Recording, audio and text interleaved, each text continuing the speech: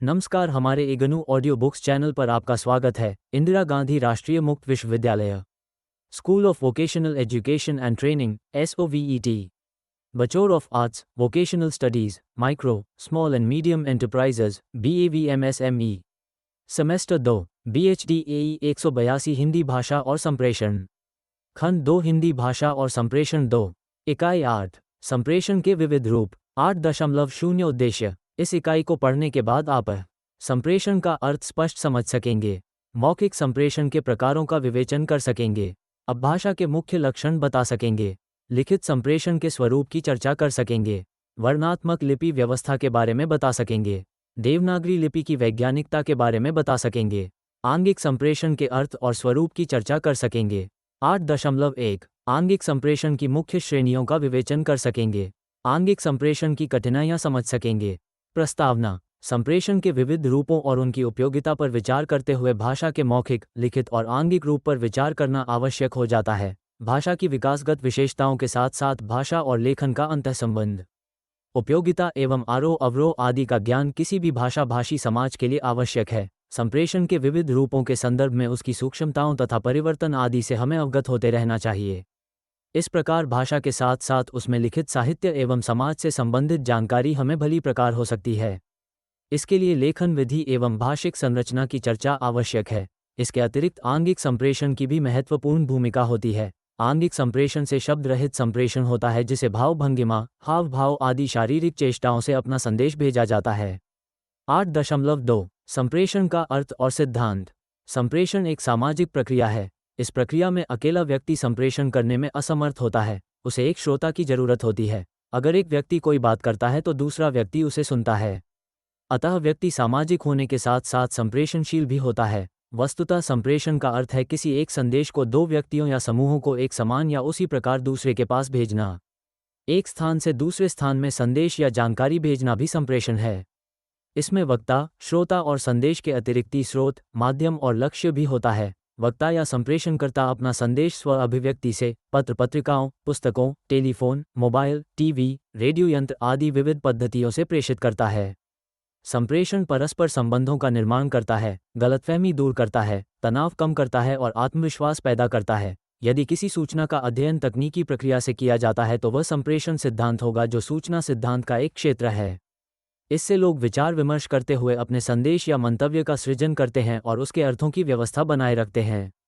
संप्रेषण सिद्धांत के अनुसार भाषिक संप्रेषण में कोडीकरण और विकोडीकरण की प्रक्रिया निहित रहती है। एक भाषा में वक्ता या लेखक अपने संदेश को भाषाबद्ध रूप देता है, अर्थात कोडीकरण करता है। इसका संचरण वह मुखोच्चार और लेखन के माध्यम से करता है, जिसे क्रमशः मौखिक और लिखित माध्यम कहा जाता है। श्रोता वक्ता द्वारा उच्चारित ध्वनियों का अभिज्ञान करता है, अर्थात ध्वनियों का श्रवण कर या देखकर पहचानता है। इसके बाद वह उनका विकोडीकरण कर अर्थ ग्रहण करता है। इस प्रक्रिया में भाषा का संप्रेषण होता है, किंतु यह आवश्यक है कि कोडीकरण और विकोडीकरण के लिए कोड एक समान होना अपेक्षित है। संप्रेषण सिद्धांत के अनुसार इस प्रक्रिया को निम्नलिखित आरेख द्वारा समझा जा सकता है। स्क्रीन को देखें। ये ध्यान में रहे कि इस संप्रेषण प्रक्रिया में वक्ता और श्रोता का एक कोड होगा तो संदेश समझा जा सकता है। यदि वक्ता हिंदी जानता है तो श्रोता को भी हिंदी का ज्ञान आवश्यक है। ये कोड भाषा केवल भाषा नहीं, संकेत भी हो सकते हैं, अंक संचालन भी हो सकता है। बस इतना है कि उसे वक्ता और श्रोता दोनों समान रूप से समझ सकें। संप्रेषण मौखिक और लिखित रूप में तो होता ही है, किंतु आंगिक संप्रेषण का भी कम महत्व नहीं है। इस प्रकार संप्रेषण के मुख्य 3 प्रकार हैं: मौखिक संप्रेषण, लिखित संप्रेषण और अशाब्दिक अथवा आंगिक संप्रेषण। इस तीनों रूपों का विवेचन इस प्रकार है।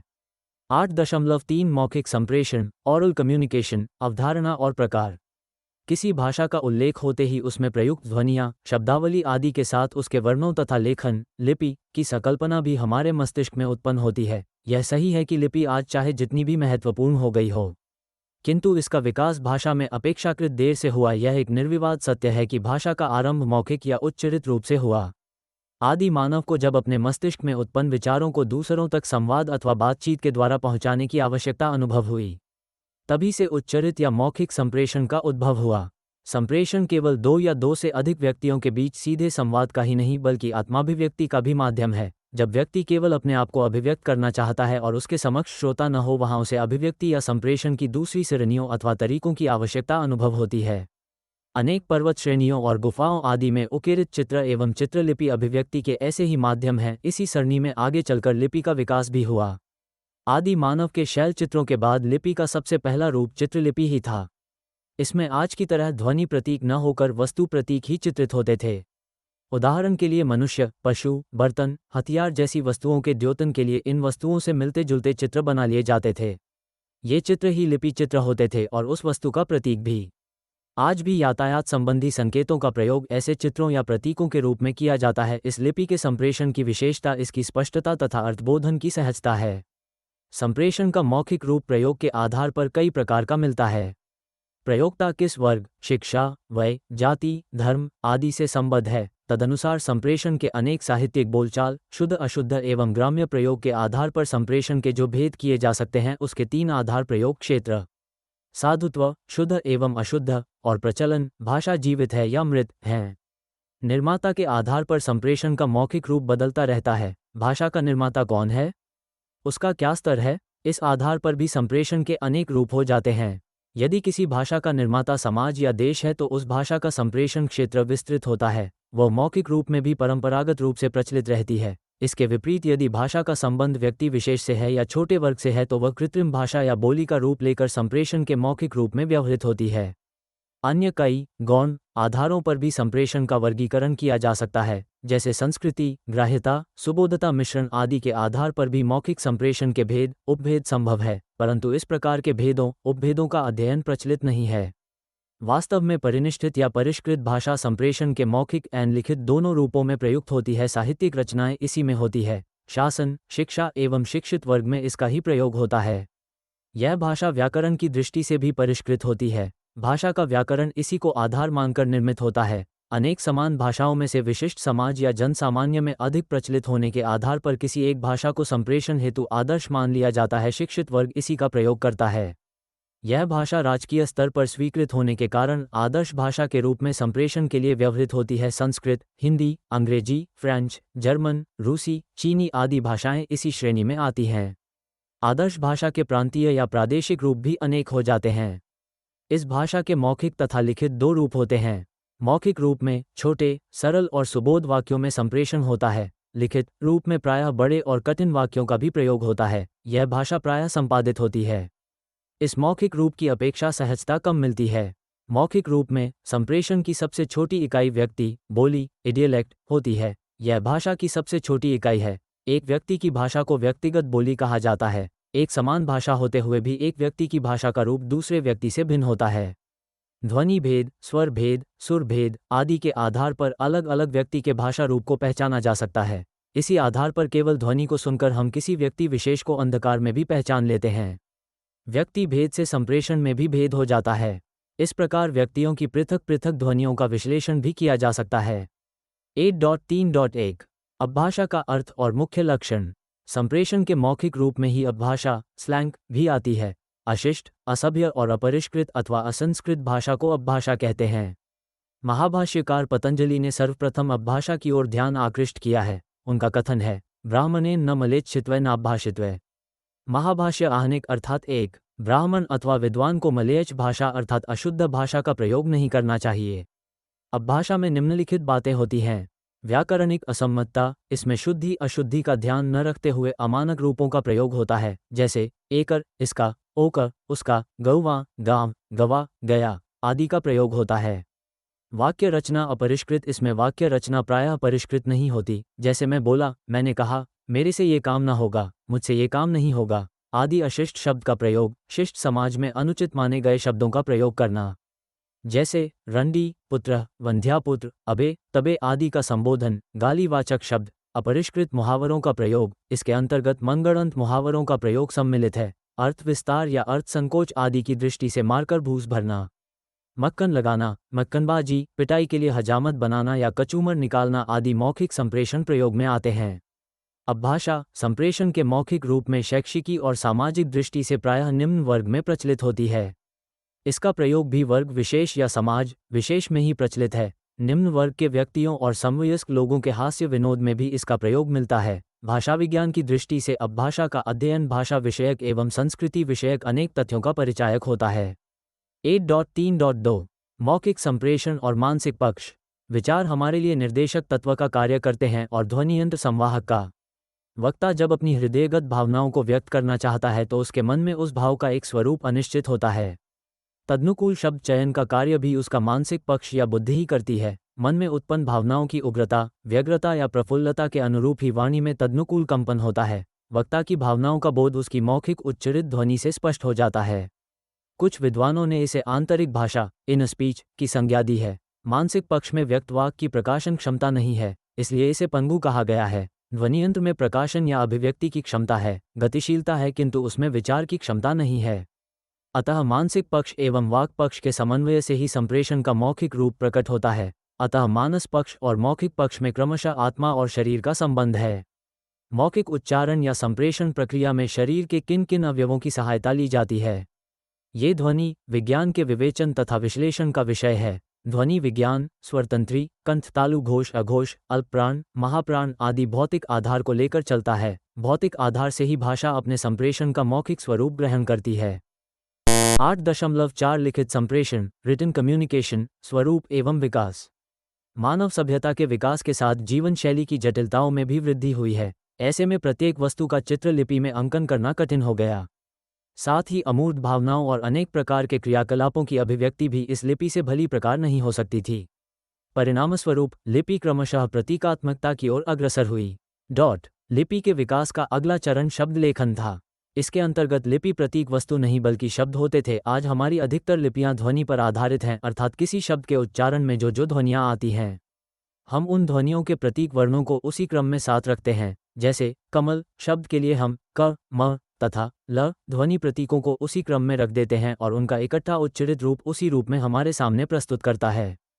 इसमें वस्तु का चित्रांकन नहीं होता, एक वस्तु के लिए एक ही निश्चित चिन्ह होता है। लेखन में शब्दों के उन प्रतीक चिन्हों को चित्रलिपि की ही भांति क्रम से प्रस्तुत किया जाता है। इस दृष्टि से यह चित्रलिपि से कुछ मिलती है, किंतु इसमें अमूर्त भावनाओं, विविध क्रियाओं आदि का द्योतन भी हो सकता है। इससे इसकी क्षमता तथा क्षेत्र चित्रलिपि से बहुत अधिक है। चीनी भाषा की लिपि इसी प्रकार की है। इस परिवार की लिपि में संसार का श्रेष्ठ साहित्य भी लिखा गया है, किंतु इसकी भी कुछ सीमाएं हैं। मुख्य बात तो यही है कि भाषा में शब्दों की संख्या बढ़ती रहती है। यदि हर शब्द के लिए एक प्रतीक रखा जाए तो प्रतीकों की संख्या इतनी अधिक हो जाएगी कि उन्हें याद रखना भी संभव नहीं हो पाएगा। इतने प्रतीकों को समझना, पढ़ना और लिखना, ये सब कुछ अत्यधिक श्रम साध्य है। इसमें जटिल भावनाओं, क्रियाओं एवं अमूर्त संकल्पनाओं के लिए प्रयुक्त शब्दों का विश्लेषण तथा अर्थबोध भी कठिन होगा। 8.4.1 वर्णात्मक लिपि व्यवस्था। लेखन संप्रेषण में अधिक स्पष्टता लाने के लिए अक्षरिक लेखन व्यवस्था अस्तित्व में आई। इसमें पूरे शब्द के लिए एक लिपि चिन्ह न होकर अलग अलग अक्षरों के लिए लिपि चिन्ह निर्धारित किए गए। इसके अंतर्गत शब्दों में प्रयुक्त अक्षरों के लिपि चिन्ह को जोड़कर शब्द लिखा जा सकता था। अक्षरों की संख्या शब्दों की अपेक्षा कम होती है, अतः इस श्रेणी की लिपि को याद रखना और लिखना शब्द लेखन की अपेक्षा आसान था। ये लेखन प्रति अक्षरों की ध्वनियों पर आधारित थी। आगे चलकर यही वर्णात्मक लिपि व्यवस्था का आधार बनी। वर्णात्मक लिपि व्यवस्था अन्य व्यवस्थाओं से अधिक सहज और वैज्ञानिक सिद्ध हुई। इसमें लिपि चिन्हों का आधार अक्षरों के स्थान पर वर्ण बने अक्षरों में एक से अधिक अक्षरों का मेल हो सकता है, किंतु वर्णों के द्वारा भाषा की ध्वनियों का बिल्कुल मूल रूप में प्रतिनिधित्व होता है। भाषा की ध्वनियों के संदर्भ में स्वनिम पर भी चर्चा आवश्यक है। प्रत्येक भाषा की अपनी विशिष्ट ध्वनियाँ होती हैं जिन्हें उस भाषा के स्वनिम कहते हैं।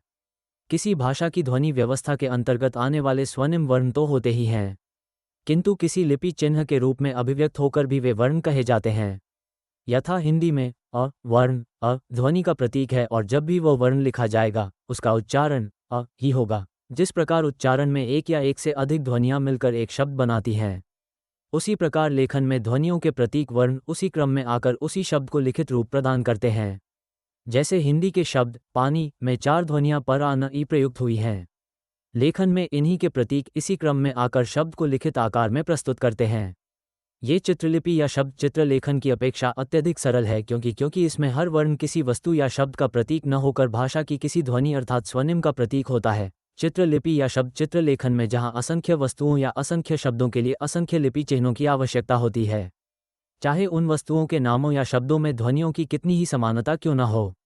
वर्ण लेखन में केवल भाषा की ध्वनियों से संबंधित वर्णों की पहचान करनी होती है। इनकी संख्या सीमित होती है। भाषा किसी भी ध्वनि, समूह या शब्द कुछ वर्णों की सहायता से लिखा जा सकता है। भाषा विज्ञान की दृष्टि से लिखित भाषिक संप्रेषण मौखिक संप्रेषण का प्रतिबिंब है। वर्णात्मक लिपि व्यवस्था में ये प्रतिबिंब अत्यंत सहज एवं स्पष्ट होता है। अंग्रेजी आदि भाषाओं में एक ही वर्ण कई बार एकाधिक ध्वनियों के लिए प्रयुक्त होता है। उदाहरण के लिए अंग्रेजी का सी वर्ण कभी स और कभी क के लिए प्रयुक्त होता है, जैसे सिटी और कट। इसी प्रकार से जी, ज और ग का उच्चारण होता है, जैसे गोट और जीनियस। 8.4.2 देवनागरी लिपि में वर्ण व्यवस्था। संस्कृत, हिंदी आदि भाषाओं के लिए प्रयुक्त देवनागरी लिपि को विश्व की सबसे अधिक वैज्ञानिक लिपि माना जाता है। इसमें प्रायः ध्वनि या स्वनिम के लिए एक निश्चित वर्ण का ही प्रयोग होता है। एक निश्चित वर्ण हमेशा एक निश्चित ध्वनि का ही प्रतिनिधित्व करता है, जैसे वर्ण क का प्रयोग हमेशा क ध्वनि के लिए ही होगा, किसी अन्य ध्वनि के लिए नहीं। वर्णों के लोप और आगम का भी भाषा में विशेष महत्व है। इसके द्वारा भाषा गतिशील होती है, इसमें समय के साथ परिवर्तन भी होते रहते हैं। लिपि में से कभी कभी कुछ वर्ण संबंधित ध्वनियों का उपयोग न होने के कारण लुप्त भी हो जाते हैं। जैसे काफी पहले ल वर्ण को हिंदी की वर्णमाला में भी रखा जाता था, किंतु हिंदी में इस ध्वनि का प्रयोग न होने के कारण यह वर्ण लुप्त हो गया। कभी कभी कुछ अनावश्यक वर्ण भाषा में संरक्षित भी हो जाते हैं। कारण ये कि उच्चारण के स्तर पर भाषा में परिवर्तन की गति तीव्र होती है। लिखित भाषा में यह अपेक्षाकृत धीमा होता है, इसीलिए उच्चरित भाषा में कोई ध्वनि लुप्त हो जाती है, लेकिन लिखित भाषा में उसका लिपि प्रतीक बना रहता है।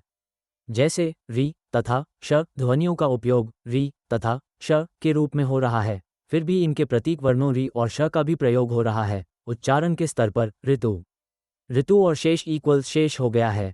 ऐसी स्थितियों में कहीं कहीं ध्वनि तथा लिपि चिन्ह का सामंजस्य टूट जाता है, किंतु मानक वर्णमाला में री और श का प्रयोग जारी रखा गया है। भाषा के विकास के साथ उसमें नए नए लिपि चिन्ह या विशेषक का आगमन भी हो सकता है। प्रत्येक भाषा की अपनी ध्वनि व्यवस्था होती है। अन्य भाषाओं से संपर्क के कारण भाषा में दूसरी भाषाओं की शब्दावली भी आ जाती है, साथ ही उन शब्दों से जुड़ी ध्वनियाँ भी। उदाहरण के तौर पर हिंदी में अरबी, फारसी, तुर्की, अंग्रेजी आदि भाषाओं के शब्दों के माध्यम से क, ख, ग, ज, फर तथा औ ध्वनियाँ आ गई हैं। इन ध्वनियों के तद्भव हिंदी रूपों का भी इस्तेमाल किया जाता है और अर्थबोध में कठिनाई भी नहीं होती। जैसे कायदा, खबर, गबन, जेब्रा, फायदा, कॉलेज को कायदा, खबर, जेब्रा, फायदा और कॉलेज कहने पर भी अर्थबोध में कठिनाई नहीं होगी, किंतु उस भाषा में यदि उन्हीं ध्वनि समूह का कोई और शब्द पहले से मौजूद है तो अर्थबोध कठिन हो जाएगा। जैसे हॉल, बड़ा कमरा, हाल, दशा, ताक, टकटकी, ताक, आला, खैर, कुशल, खैर, कथा, गौर, ध्यान, गौर, पार्वती, गज, नाप, गज, हाथी, फन, हुनर, फन, नाग का फन आदि। ऐसी स्थिति में सही अर्थ ग्रहण के लिए मूल उच्चारणों की रक्षा करना उचित होता है।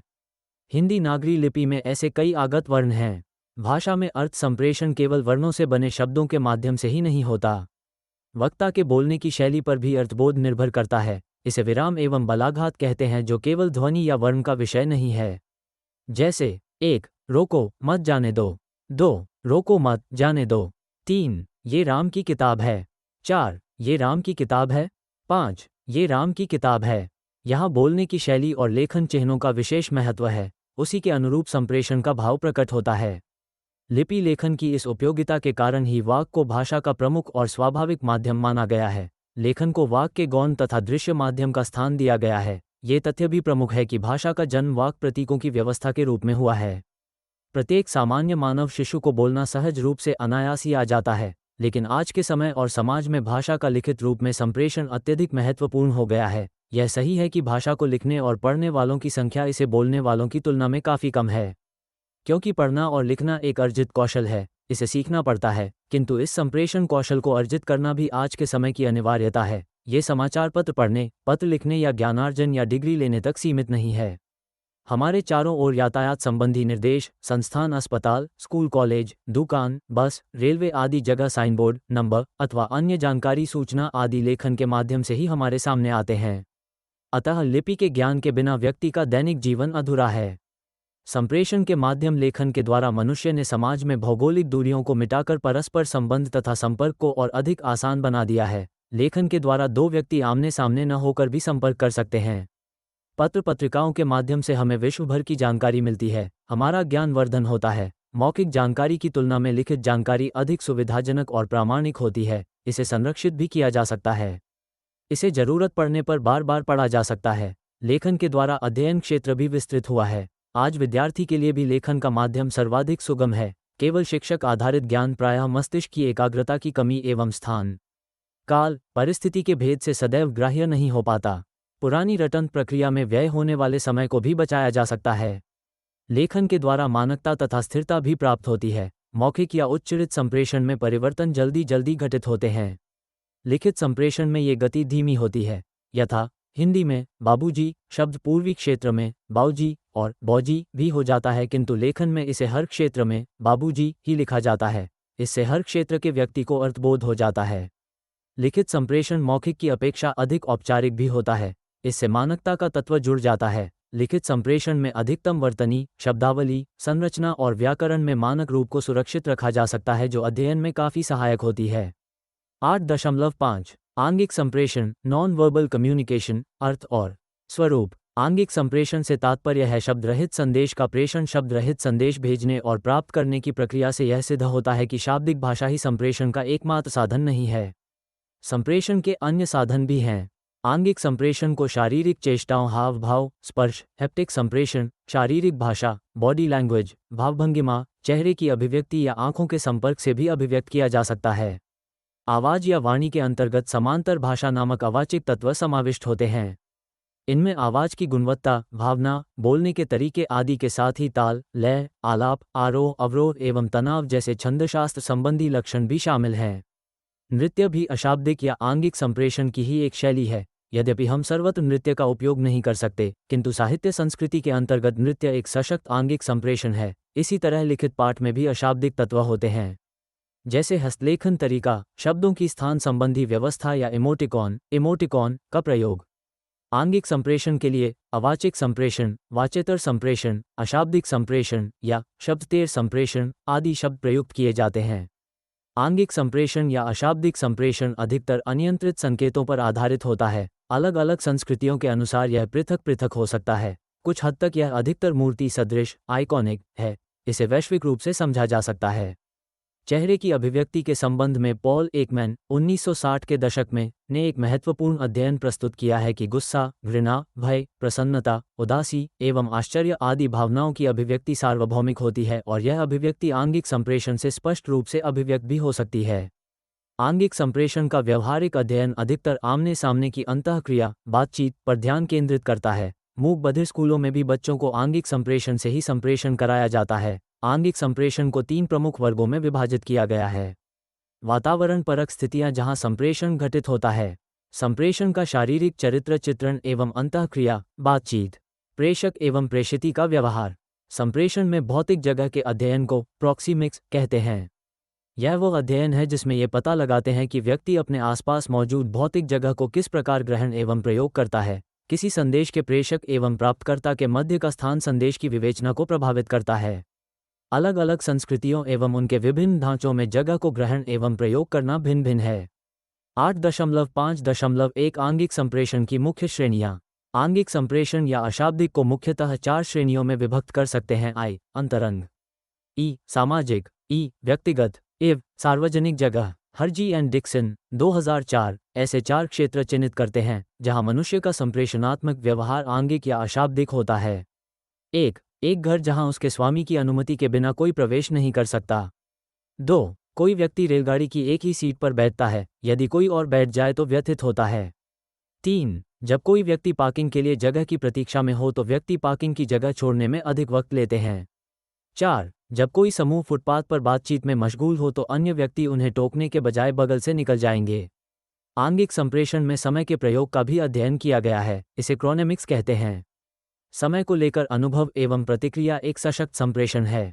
समय की अनुभूति में समयबद्धता, इंतजार, बोलने वाले की वाणी की गति और श्रोता कब तक सुनना चाहता है आदि बातें अशाब्दिक या आंगिक संप्रेषण की विवेचना में योगदान करते हैं। समय की इस अनुभूति की जड़ें एवं समझ औद्योगिक क्रांति में निहित है। अमेरिकी लोगों के लिए समय एक बहुमूल्य स्रोत है जिसे वे व्यर्थ नहीं गंवाते और न ही हल्के में लेते हैं। समयबद्ध संस्कृतियों वाले देश मोनोक्रोनिक कहलाते हैं, जैसे अमेरिका, जर्मनी, स्विट्जरलैंड। इसके विपरीत पॉलीक्रॉनिक समय प्रणाली में समय को लेकर अधिक तरलता होती है। लैटिन अमेरिका एवं अरब संस्कृतियां समय की पॉलीक्रॉनिक प्रणाली का प्रयोग करती हैं। इसमें कार्य की अपेक्षा संबंधों और परंपराओं को अधिक महत्व दिया जाता है। यदि ये अपने परिवार या मित्रों के साथ हैं तो समय की विशेष सीमा या समस्या नहीं होती। पॉलीक्रॉनिक संस्कृतियों में सऊदी अरब, मिस्र, मेक्सिको, फिलीपींस, भारत एवं कई अफ्रीकी देश आते हैं। शारीरिक स्थिति एवं संचलन विषयक काइनेसिक्स का अध्ययन सर्वप्रथम 1952 में मानव विकास विज्ञानी रेबर्ट बिस्टेल ने किया था। उनके अध्ययन से आंगिक संप्रेषण पर काफी प्रकाश पड़ता है, जैसे शारीरिक मुद्रा, भावभंगिमा, स्पर्श, शारीरिक संचलन के तरीके।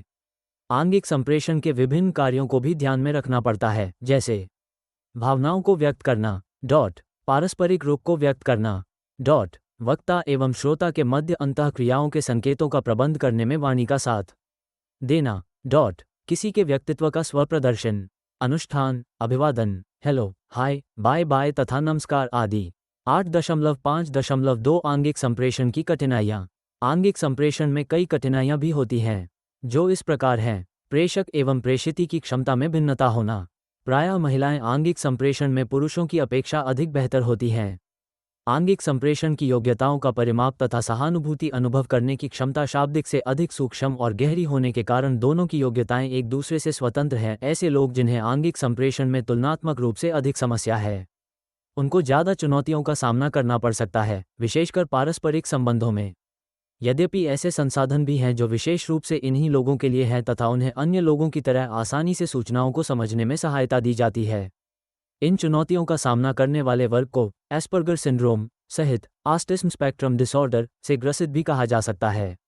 8.6 सारांश। प्राचीन ज्ञान विज्ञान लिखित रूप में ही अधिक सुरक्षित संरक्षित रहा है।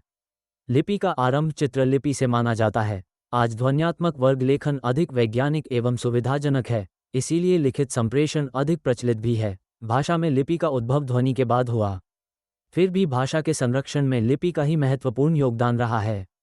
संप्रेषण के अंतर्गत उच्चरित भाषा की हर विशेषता, हर बलाघात और अनुतान का सामान्य लेखन में प्रयोग नहीं हो सकता है। वक्ता के कथन के साथ ही उसके ध्वनि संकेत, आंगिक चेष्टाएं आदि भी मानवीय भावों के संप्रेषण में महत्वपूर्ण प्रभाव उत्पन्न करने में सहायक होती हैं। अतः संप्रेषण के विविध रूपों की दृष्टि से मौखिक, लिखित और आंगिक अभिव्यक्तियों का अन्योन्याश्रित महत्व है। धन्यवाद। मिलते हैं अगले वीडियो में अगले पार्ट के साथ।